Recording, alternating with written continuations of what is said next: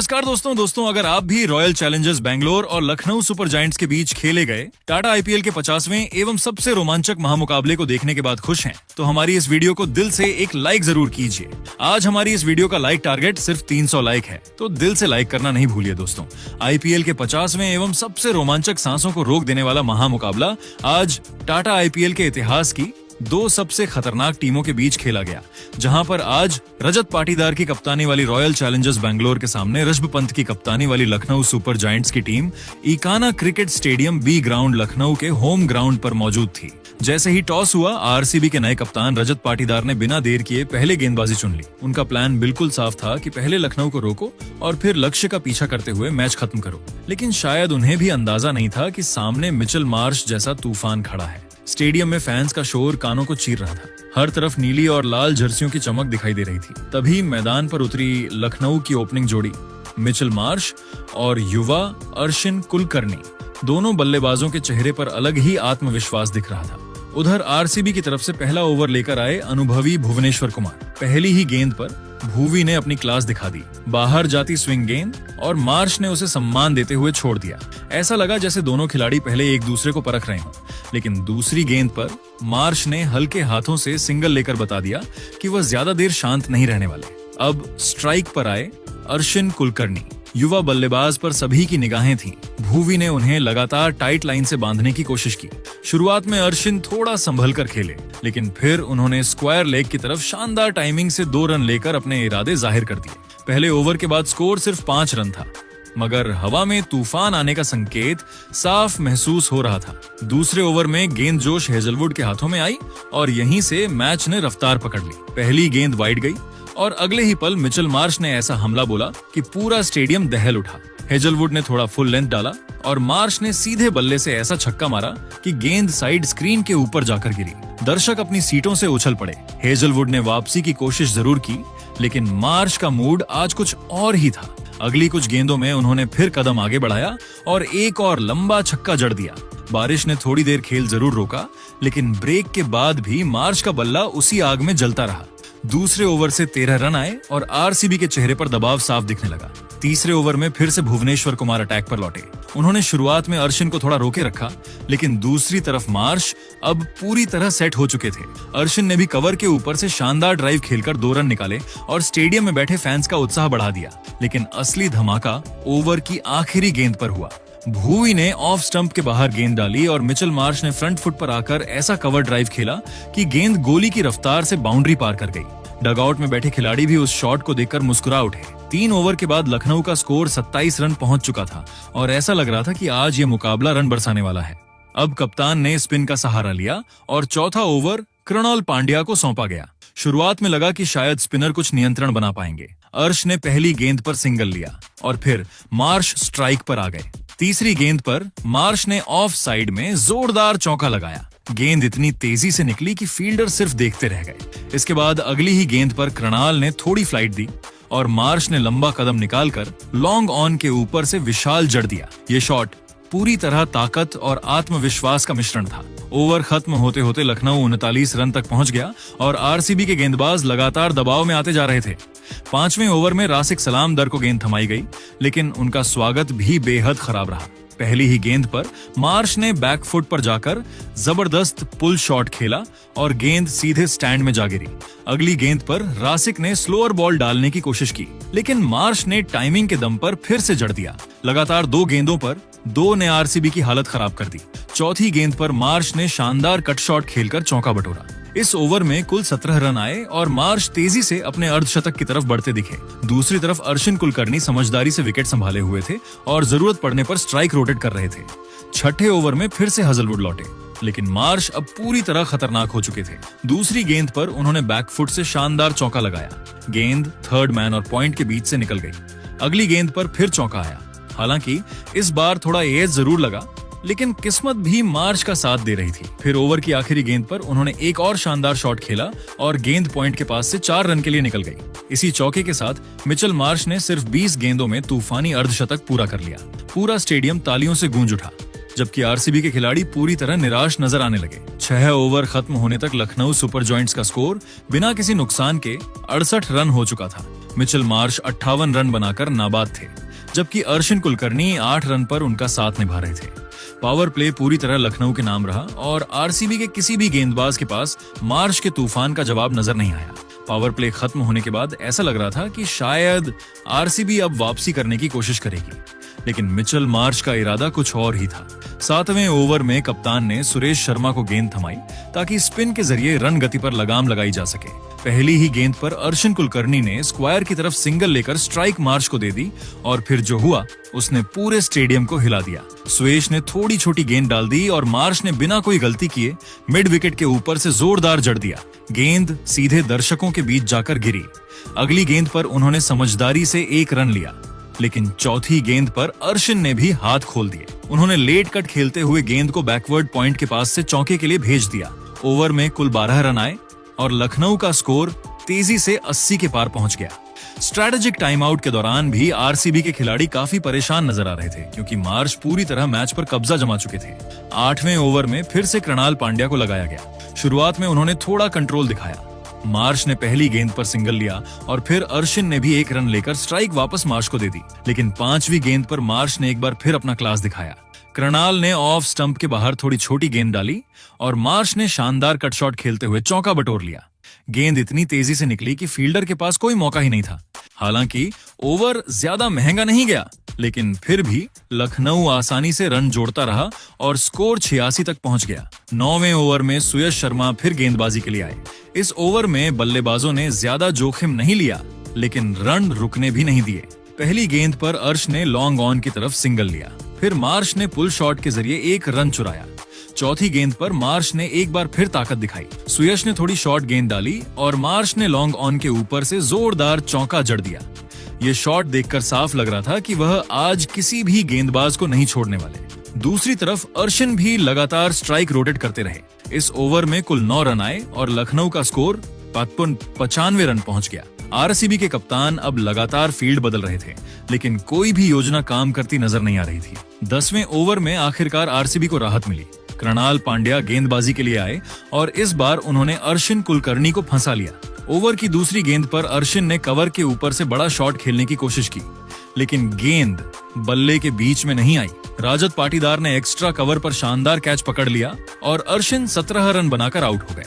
लगभग 98 रन की साझेदारी के बाद आरसीबी को पहली सफलता मिली और पूरे स्टेडियम में जबरदस्त शोर सुनाई दिया। अब क्रीज पर आए निकोलस पूरन, जिनसे हर किसी को तेज बल्लेबाजी की उम्मीद थी। हालांकि शुरुआत में कृणाल ने उन्हें पूरी तरह बांधे रखा। पूरन पहली 2 गेंदों पर कोई बड़ा शॉट नहीं लगा सके और सिर्फ 1 रन ही बना पाए। दूसरी तरफ मार्श ने ओवर के आखिर में 2 रन लेकर अपना स्कोर 78 तक पहुंचा दिया। इस ओवर में सिर्फ 3 रन आए और लंबे समय बाद आरसीबी ने थोड़ी राहत की सांस ली, लेकिन 11वें ओवर में निकोलस पूरन ने आते ही मैच का रंग फिर बदल दिया। रासिक सलामदार गेंदबाजी करने आए और पूरन ने शुरुआत से ही उन पर हमला बोल दिया। पहली गेंद पर उन्होंने सिंगल लिया और फिर मार्श ने भी समझदारी से 1 रन लेकर स्ट्राइक वापस पूरन को दे दी। तीसरी गेंद पर पूरन ने ऑफ स्टंप के बाहर फुल लेंथ गेंद को बैकवर्ड पॉइंट के बीच से शानदार चौके के लिए भेज दिया। अगली ही गेंद पर उन्होंने और भी खूबसूरत शॉट खेला। इस बार गेंद थोड़ी ओवर पिच थी और पूरन ने एक्स्ट्रा कवर के ऊपर से जोरदार चौका जड़ दिया। लगातार 2 चौकों ने आरसीबी के गेंदबाजों पर फिर दबाव बढ़ा दिया। रासिक ने वापसी की कोशिश में यॉर्कर डालनी चाहिए, लेकिन बल्लेबाज अब पूरी तरह सेट हो चुके थे। पूरन ने आखिरी गेंद पर सिंगल लिया, जबकि मार्श ने पूरे ओवर में स्ट्राइक रोटेट करते हुए लय बनाए रखी। इस ओवर से कुल 11 रन आए और लखनऊ का स्कोर 109 रन तक पहुंच गया। अब मैच पूरी तरह लखनऊ सुपर जॉयंट्स की पकड़ में दिखाई देने लगा था।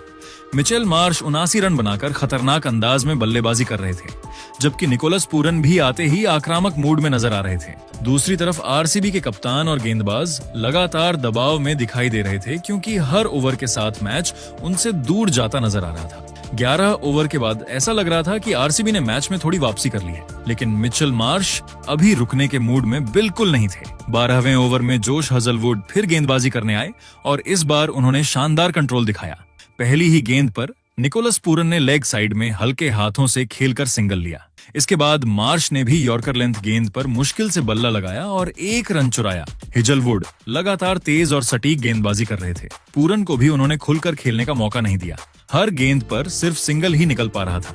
इस पूरे ओवर में कोई बाउंड्री नहीं आई और सिर्फ 6 रन बने। लंबे समय बाद ऐसा लग रहा था कि आरसीबी ने रन गति पर थोड़ा कंट्रोल किया है, लेकिन दूसरी तरफ मार्श लगातार स्ट्राइक रोटेट करते हुए अपने शतक के करीब पहुंचते जा रहे थे। 13वें ओवर में कप्तान ने फिर से कृणाल पांड्या पर भरोसा जताया, लेकिन इस बार मार्श ने उन्हें बिल्कुल भी नहीं छोड़ा। ओवर की पहली ही गेंद फुल लेंथ थी और मार्श ने जोरदार बल्ला घुमाते हुए सीधा लंबा जड़ दिया। गेंद सीधे साइड स्क्रीन के पास जाकर गिरी और पूरा स्टेडियम शोर से गूंज उठा। इस शॉट के बाद कृणाल थोड़ा दबाव में दिखे। अगली गेंद पर मार्श ने बैकफुट पर जाकर 2 रन निकाले। फिर कृणाल ने लाइन बदलने की कोशिश की और ऑफ स्टंप के बाहर गेंद डाली, लेकिन मार्श पूरी तरह सेट थे। उन्होंने कुछ गेंदें समझदारी से छोड़ी भी ताकि गलत शॉट खेलकर विकेट ना गंवाएं। आखिरी गेंद पर उन्होंने डीप मिड विकेट की तरफ सिंगल लेकर अपना स्कोर 91 रन तक पहुंचा दिया। इस ओवर में कुल 10 रन आए और लखनऊ का स्कोर तेजी से 125 रन हो गया। अब हर किसी की नजर सिर्फ मिचेल मार्श के शतक पर थी। 14वें ओवर में रोमारियो शेफर्ड गेंदबाजी के लिए आए, लेकिन यह ओवर पूरी तरह मार्श के नाम रहा। पहली गेंद पर शेफर्ड ने फुल लेंथ गेंद डाली जो पैड्स पर जा लगी और गेंद फाइन लेग की तरफ 4 रन के लिए निकल गई। हालांकि इसमें थोड़ा भाग्य भी था, लेकिन मार्श अब हर तरीके से रन बटोर रहे थे। अगली गेंद पर उन्होंने 2 रन लिए और फिर तीसरी गेंद पर जोरदार चौका जड़ दिया। शेफर्ड ने ओवर पिच गेंद डाली और मार्श ने सीधे बल्ले से गेंद को बॉलर के ऊपर से सीमा रेखा तक पहुंचा दिया। इसके बाद पूरा स्टेडियम उस पल का इंतजार कर रहा था जो आखिरकार चौथी गेंद पर आ गया। शेफर्ड ने फिर फुल टॉस डाल दी और मार्श ने पॉइंट के ऊपर से करारा चौका जड़ दिया। इसी चौके के साथ मिचेल मार्श ने अपना शानदार शतक पूरा कर लिया। उन्होंने हेलमेट उतारकर बल्ला हवा में उठाया और डगोट में बैठे साथी खिलाड़ी खड़े होकर तालियां बजाने लगे। यह एक बेहद क्लास और ताकत से भरी पारी थी जिसने आरसीबी के गेंदबाजों की पूरी रणनीति तहस नहस कर दी।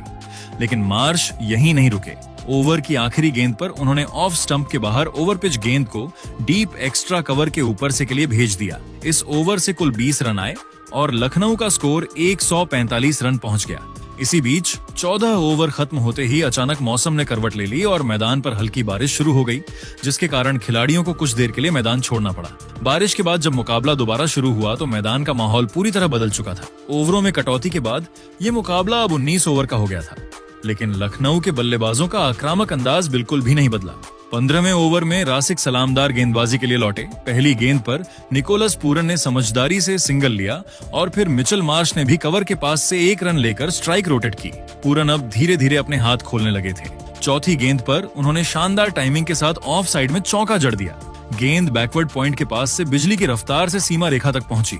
रासिक ने स्लोअर गेंद डालकर वापसी की कोशिश की, लेकिन बल्लेबाज आसानी से रन निकालते रहे।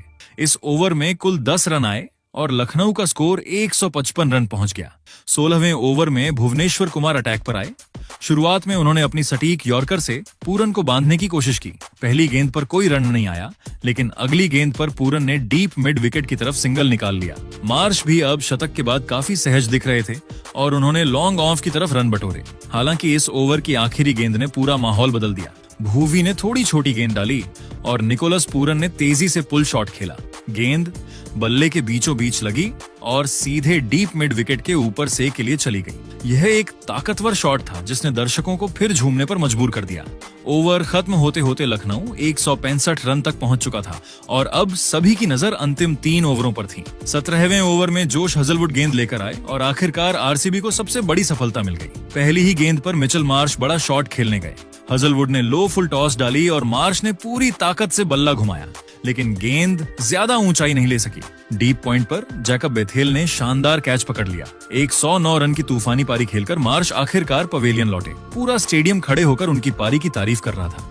अब क्रीज पर आए ऋषभ पंत और आते ही उन्होंने मैच का रंग फिर बदल दिया। दूसरी गेंद पर उन्होंने बड़ा शॉट खेलने की कोशिश की, लेकिन मिस कर गए। इसके बाद पंत ने अपना असली अंदाज दिखाया। चौथी गेंद पर उन्होंने ओपन फेस से गेंद को पॉइंट के ऊपर से चौके के लिए भेज दिया।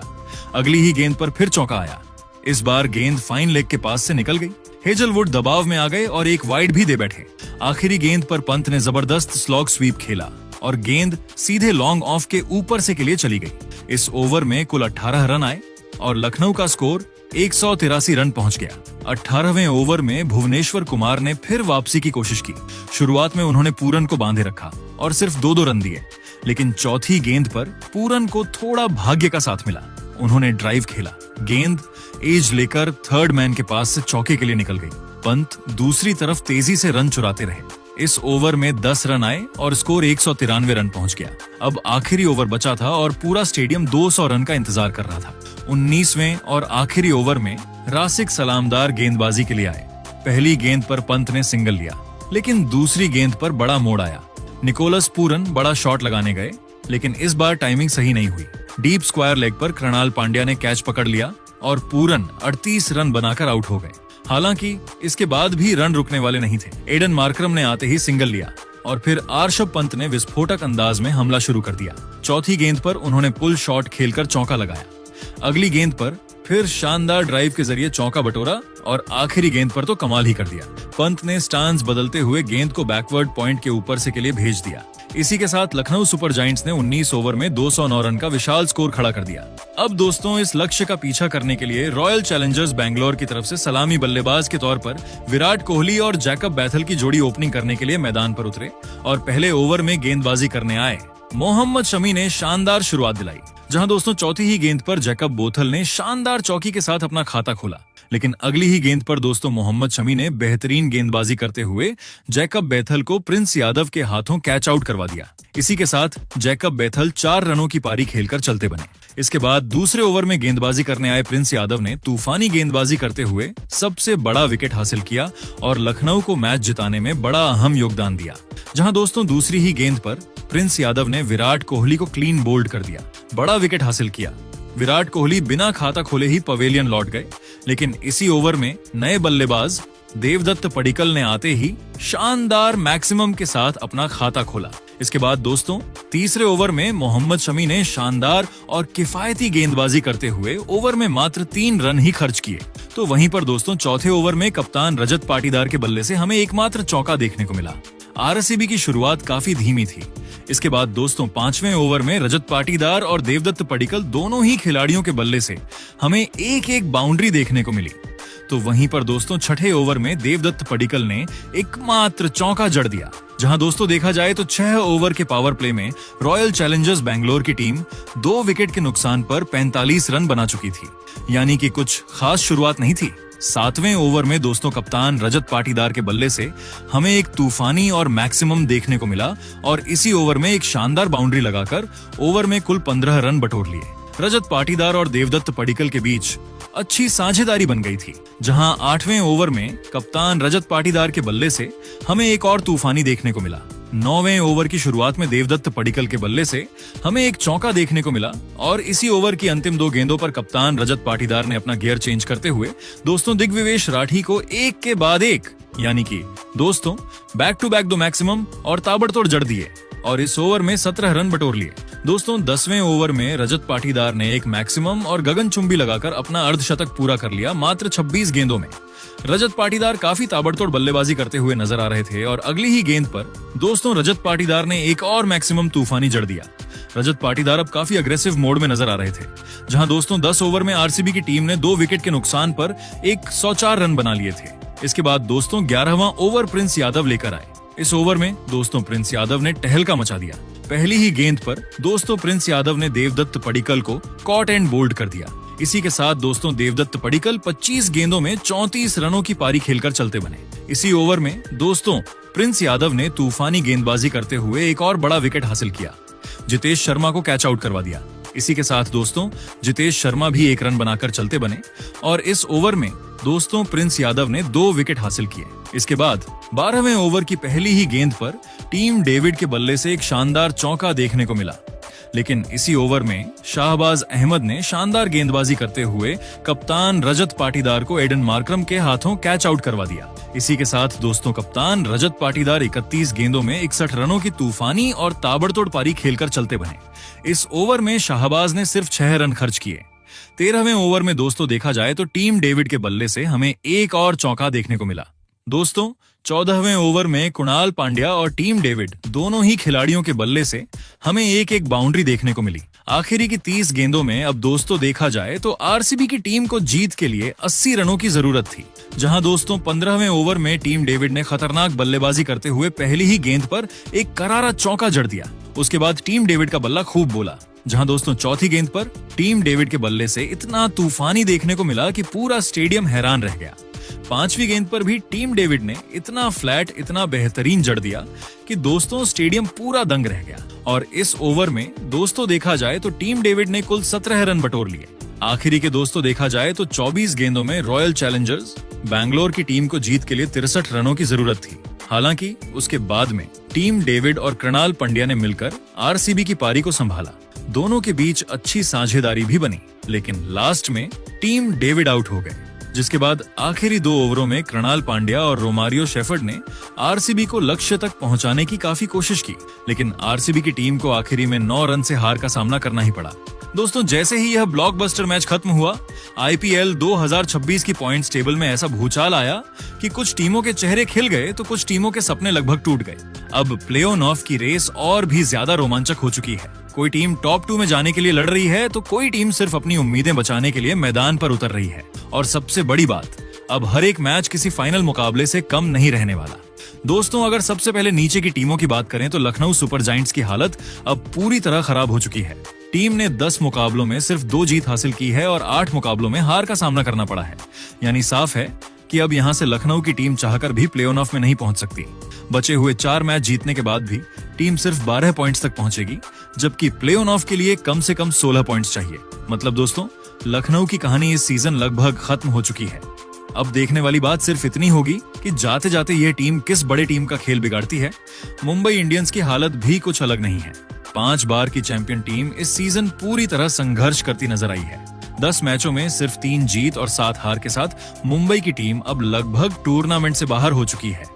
हालांकि गणित अभी भी कहता है कि उम्मीद जिंदा है, लेकिन उसके लिए मुंबई को अपने बाकी चारों मैच जीतने होंगे और साथ ही दूसरी टीमों के रिजल्ट पर भी निर्भर रहना पड़ेगा। यानी अब मुंबई के लिए हर मुकाबला फाइनल बन चुका है। कोलकाता नाइट राइडर्स की टीम भी बेहद मुश्किल हालत में फंसी हुई है।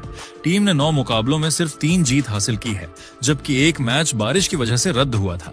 7 पॉइंट्स के साथ टीम अभी 8वें स्थान पर मौजूद है और यहां से प्ले ऑफ में पहुंचने के लिए उन्हें अपने बाकी सभी मुकाबले जीतने होंगे।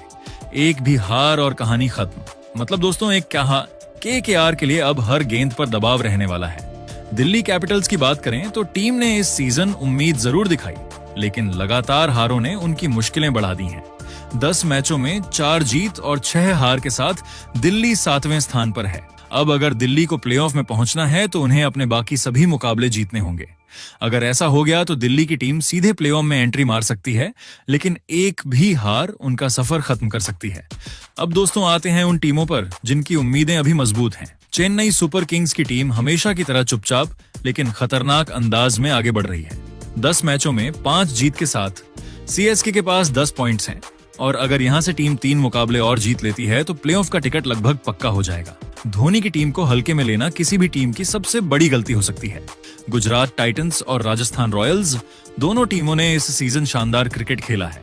दोनों के पास 12-12 पॉइंट्स हैं और सिर्फ 2 जीत उन्हें प्ले ऑफ में पहुंचा सकती हैं। खासकर राजस्थान की टीम इस बार काफी संतुलित नजर आ रही है और बल्लेबाजी से लेकर गेंदबाजी तक हर विभाग में दम दिखा रही है। अब बात करते हैं पंजाब किंग्स की। दोस्तों, इस सीजन पंजाब ने सभी को चौंका दिया है।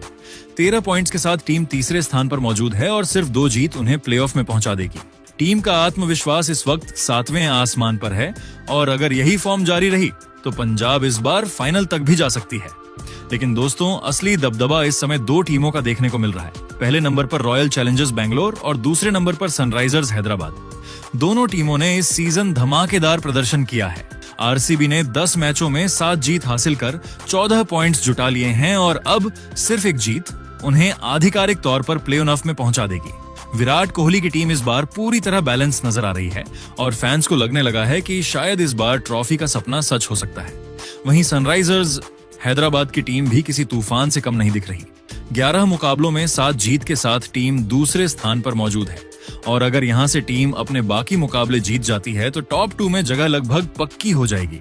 मतलब दोस्तों, फाइनल में पहुंचने के 2 मौके मिल सकते हैं और यही हर टीम का सपना होता है। तो दोस्तों, अब आईपीएल 2026 पूरी तरह रोमांच के चरम पर पहुंच चुका है। कुछ टीमों की उम्मीदें दम तोड़ रही हैं तो कुछ टीमें ट्रॉफी की तरफ तेजी से कदम बढ़ा रही हैं।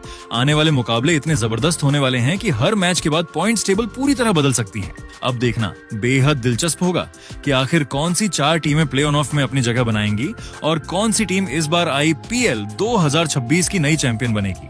तो दोस्तों, आप हमें कमेंट जरूर बताइए कि आपके हिसाब से इस बार कौन सी टीम आईपीएल 2026 की ट्रॉफी उठाने वाली है। और ऐसी ही नई वीडियो के लिए हमारे चैनल को सब्सक्राइब जरूर कीजिएगा। धन्यवाद।